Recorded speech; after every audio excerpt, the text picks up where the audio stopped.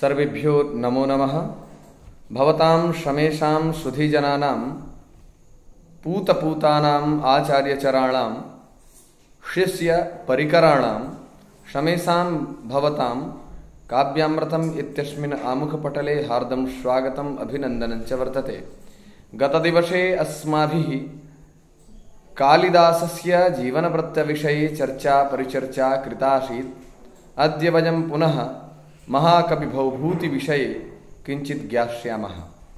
आज हम लोग महाकवि भवभूति जी के बारे में कुछ चर्चा करेंगे।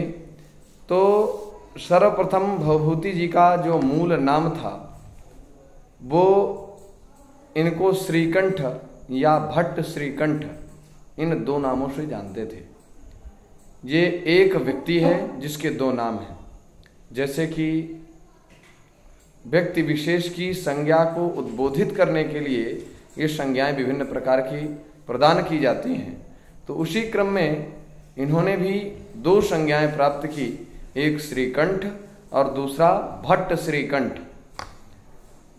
इनके पितामह का नाम भट्ट गोपाल था, पिताजी इनके नीलकंठ थे और माताजी का नाम जातुकर्णी या जतुकर्णी, कुछ लोग जतुकर्णी कहते हैं और कुछ लोग जातुकर्णी ऐसा मानते हैं। इनके गुरु का नाम ज्ञाननिधि और कुछ लोग कुमारिल भट्ट जी को इनके गुरु के रूप में स्वीकार करते हैं।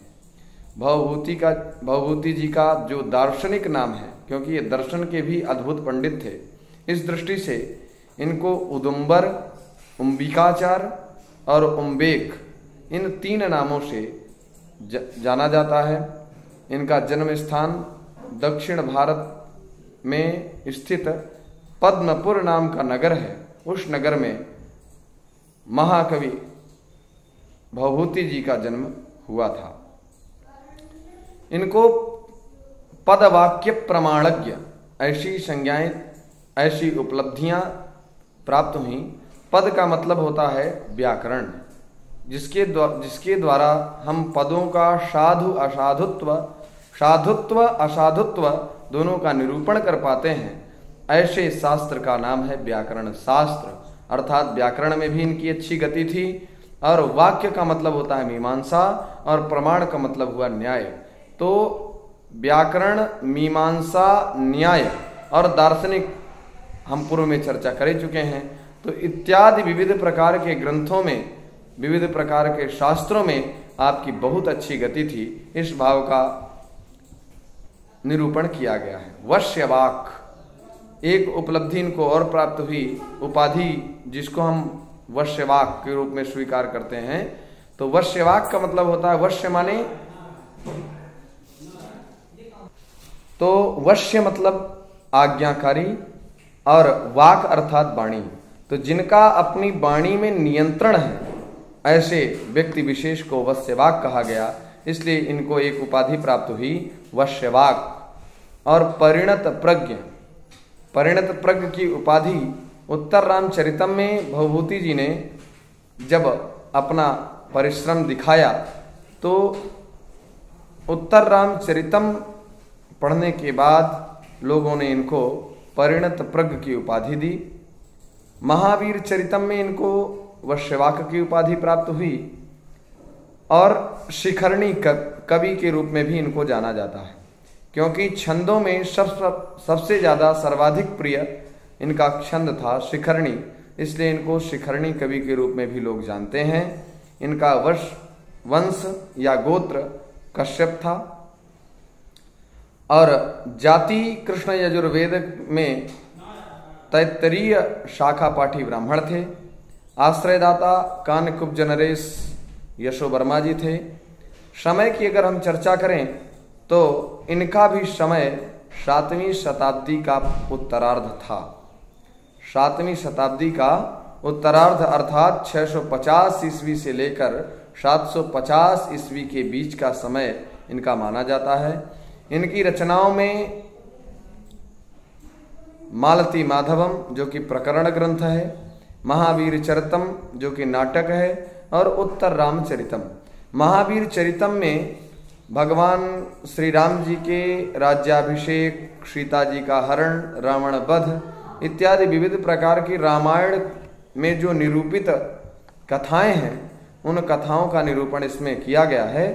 और उत्तर रामचरितम अर्थात राज्य प्राप्त करने के बाद भगवान श्री राम की राज्य प्रणाली कैसी रही उसका निरूपण उत्तर रामचरितम में किया गया है। भवभूति जी की रीति के बारे में चर्चा करें तो इनकी गौणी रीति है, और उत्तर रामचरितम में गौणी और वैदर्भी इन दोनों का समन्वय प्राप्त होता है। भवभूति जी के प्रिय छंद के रूप में अगर हम चर्चा करें तो पूर्व में बता ही चुके हैं कि शिखरणी इनका प्रिय था, लेकिन अनुष्टुप छंद को भी ये अत्यधिक मानते थे। अपना सर्वाधिक प्रिय छंदों में से इसको स्वीकार करते थे। उपासक किसके थे? तो अभी तक हम लोगों ने पढ़ा कि बाण भट्टी जी किसके उपासक थे? भगवान भोलेनाथ के। कालिदास जी किनके उपासक थे? तो भगवान भोलेनाथ के। उसी क्रम में आज भवभूति जी का भी प्रकरण आया तो भवभूति जी भी भगवान भोलेनाथ के ही उपासक थे। भवभूति जी के नाटकों में अभिधा वृत्ति मुख्य रूप से है। अभिधा का मतलब सामान्य रूप से हम जाने तो अभिधा का मतलब यथार्थ बात को कह देना, जैसी बात है उसको वैसे ही उपस्थापित कर देना, ये अभिधा वृत्ति होती है। भवभूति जी की कृतियों में ओज गुण की प्रधानता है। क्षेमेंद्र जी ने अपने सुवृत्त तिलकम इस ग्रंथ में महाकवि भवभूति जी की शिखरणी कवि की प्रशंसा करते हुए निरर्गल तरंगिणी कहा है। भवभूति जी की जो शिखरणी छंद है उन छंदों की जब उन्होंने समालोचना की तो उसके बाद उन्होंने उनको निरर्गल तरंगिणी का एक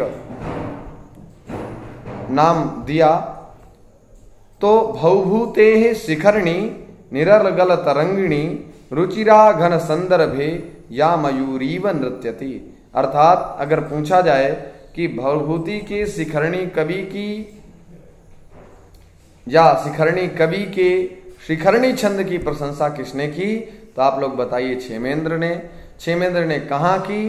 तो आपको बताना चाहिए सुवृत्त तिलकम उनका ग्रंथ है, उस ग्रंथ में उन्होंने ऐसी चर्चा की है।